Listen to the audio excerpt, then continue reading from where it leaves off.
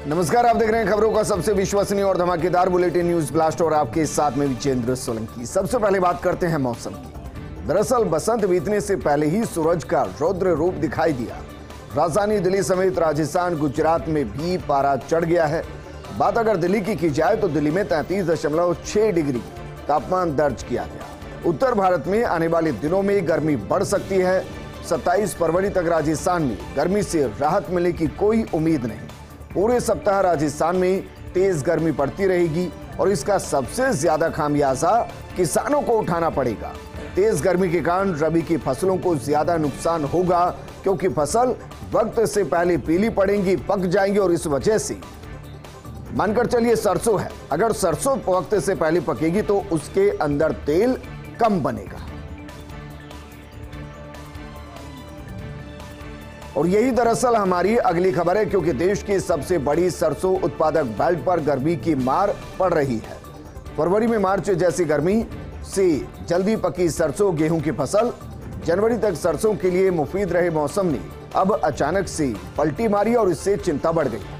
नवंबर में बारिश से दोबारा बोई थी सरसों, पचैती फसल को पकने के लिए 25 दिन और चाहिए थे। फसल खराबे से तेल उत्पादन में 3 से 4% कम होने के आसार हैं। एकदम से गर्मी का आना फसलों के लिए नुकसानदायक साबित होगा। गर्मी के कारण फसल समय से पहले पकने से गेहूं, सरसों, जौ, चने के दाने अपने नेचुरल साइज में नहीं बनेंगे और ये छोटे रह जाएंगे। फसलों की पैदावार में 15 से 20% तक कम रहने के आसार हैं। जयपुर के लिए बड़ी खबर है, क्योंकि 3 दिन जयपुर में पानी बंद रहेगा। 24, 25 और 26 फरवरी को पेयजल की परेशानी रहेगी, इसलिए अगर आप जयपुर में रहते हैं तो पानी को स्टोर करके रखिएगा। ऐसा ना हो कि फिर आपको पानी की समस्या का सामना करना पड़े।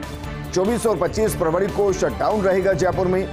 24 फरवरी की शाम से पानी सप्लाई बंद होगी।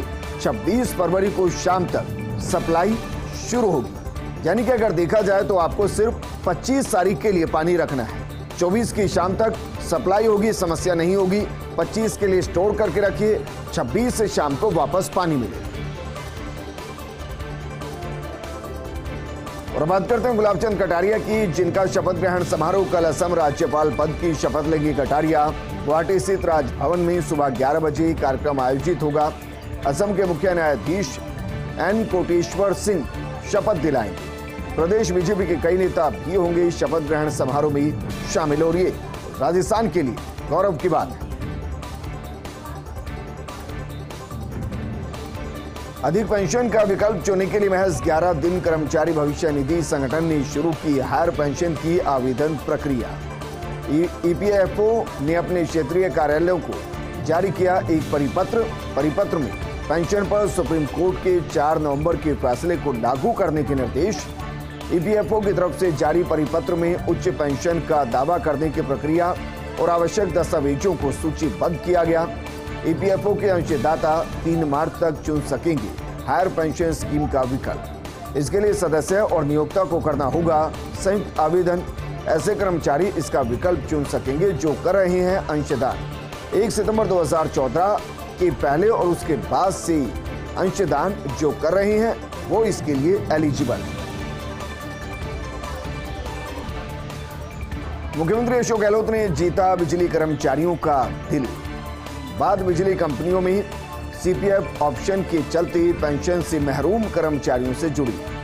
सीपीएफ ऑप्शन वाले सेवानिवृत्त कार्मिकों के लिए पेंशन योजना का खोला गया विकल्प। वेस्ट इंडिया ने सबसे पहले ये पेंशन विकल्प खोलने के संकेत दिए थे। एसीए स्मिथ, अखिल अरोड़ा ने जारी किए सभी बोर्ड, निगमों और स्वायत्त शासी संस्थाओं के लिए आदेश। सभी सेवानिवृत्त कर्मचारियों के लिए एक बार ही खोला गया है पेंशन का विकल्प। 30 जून 2023 तक सेवानिवृत्त कर्मचारी पुनर्विकल्प के लिए आवेदन कर सकते हैं। दरअसल बिजली कंपनियों में सीपीएफ ऑप्शन वाले करीब 10,000 कार्मिक परिवार थे पेंशन से वंचित। सुप्रीम कोर्ट तक में हार चुके इन कर्मचारियों की मुख्यमंत्री गहलोत से बड़ी आस थी और उस आस पर मुख्यमंत्री गहलोत खरा उतरे। कर्ज धोखाधड़ी की रिपोर्ट के लिए बैंकों ने मांगा ज्यादा समय। रिजर्व बैंक से मांगा 1 हफ्ते की बजाय 1 महीने का समय। फिलहाल धोखाधड़ी की सूचना देने की समय सीमा 7 दिन है। बैंकों की संयुक्त बैठक में ये समय सीमा बढ़ाने का अनुरोध किया गया है। हालांकि आरबीआई इस अनुरोध को मानता है या नहीं मानता, ये आरबीआई पर निर्भर करता है।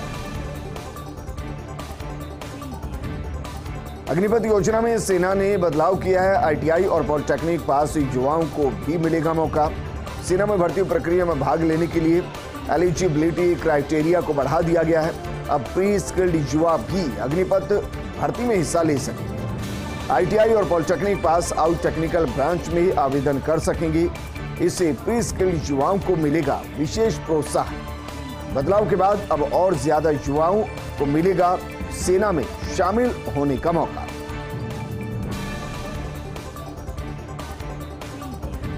आज शादी के बंधन में बंधेंगी दिव्या काकरान। मुजफ्फरनगर जनपद के कुरबालियान गांव की निवासी है अंतर्राष्ट्रीय पहलवान। मेरठ के परतापुर बाईपास स्थित एक रिसोर्ट में शादी समारोह का आयोजन रखा गया। सचिन प्रताप सिंह के साथ 7 फेरे लेंगी दिव्या काकरान। केंद्रीय मंत्री संजीव बालियान, मंत्री कपिल देव अग्रवाल सहित उत्तर प्रदेश के कई मंत्री हो सकते हैं विवाह समारोह में शामिल। शादी में देश विदेश के कई बड़े कुश्ती खिलाड़ी भी शामिल होंगे। पिछले साल तय हुई थी अर्जुन अवॉर्डी पहलवान दिव्या की शादी। क्रिकेटर पृथ्वी शॉ के खिलाफ एफआईआर दर्ज हो गई है। सेल्फी विवाद में सोशल मीडिया इन्फ्लुएंसर सपना गिल ने एफआईआर दर्ज करवाई। सपना के वकील अली काशिफ देशमुख ने जानकारी दी। पृथ्वी शॉ के अलावा आशीष सुरेंद्र यादव, ब्रिजेश और अन्य के खिलाफ केस भी दर्ज किया गया। सपना के साथ छेड़छाड़ और अन्य मामलों में आपराधिक शिकायत दर्ज की गई। सेल्फी विवाद मामले में सपना गिल को सोमवार को मिली थी जमानत। पिछले सप्ताह मुंबई में पृथ्वी के साथ सेल्फी लेने को लेकर विवाद हुआ था। इस दौरान पृथ्वी शॉ के साथ हुई थी सपना गिल की कहासुनी और यह वीडियो सोशल मीडिया पर जमकर वायरल हुआ। मार्च में लंदन जाएंगे राहुल गांधी। मार्च के पहले सप्ताह में लंदन जाएंगे राहुल गांधी। इसके बाद नीदरलैंड जाएंगे राहुल गांधी। इंडियन डायस्पोरा के साथ चर्चा करेंगे। बिजनेसमैन से भी मुलाकात करेंगे राहुल गांधी। बेल्जियम में ईयू नेताओं से भी राहुल गांधी के मुलाकात के कार्यक्रम बन रहे हैं। तो बिजनेसमैन से भी राहुल गांधी की मुलाकात होगी। इसके अलावा बेल्जियम में ईयू नेताओं से भी राहुल गांधी मुलाकात करेंगे। भारत जोड़ो यात्रा के बाद राहुल गांधी का पहला विदेश दौरा रहेगा। इस दौरान वहां कई बैठकें उनकी होनी। बीजेपी के खिलाफ एकजुट हुई बीआरएस और एआईएमआईएम। हैदराबाद निकाय चुनाव में ओवैसी के उम्मीदवार का समर्थन करेंगी केसीआर के समर्थन के ऐलान के बाद असदुद्दीन ओवैसी ने ट्वीट करते हुए लिखा, हम तेलंगाना के मुख्यमंत्री के चंद्रशेखर राव को धन्यवाद देते हैं। एमएलसी चुनाव के लिए हमारे उम्मीदवार का समर्थन करने के लिए उन्हें धन्यवाद देते हैं। हालांकि ओवैसी की पार्टी ने अभी नहीं की है उम्मीदवार के नाम की घोषणा, लेकिन संभावना है कि पार्टी सैयद अमीनुल हसन जाफरी को मैदान में उतार सकती है। उत्तर कोरिया पर मिसाइल टेस्ट की सनक एक बार फिर से सवार हो रही है। मिसाइल टेस्ट से चीन जापान में रेडिएशन का खतरा बना हुआ है। बीते दिनों जमीन के अंदर किया था न्यूक्लियर टेस्ट और टेस्ट से जमीन के भीतर मौजूद पीने के पानी में रेडिएशन की मात्रा कई गुना बढ़ गई है। और उत्तर कोरिया की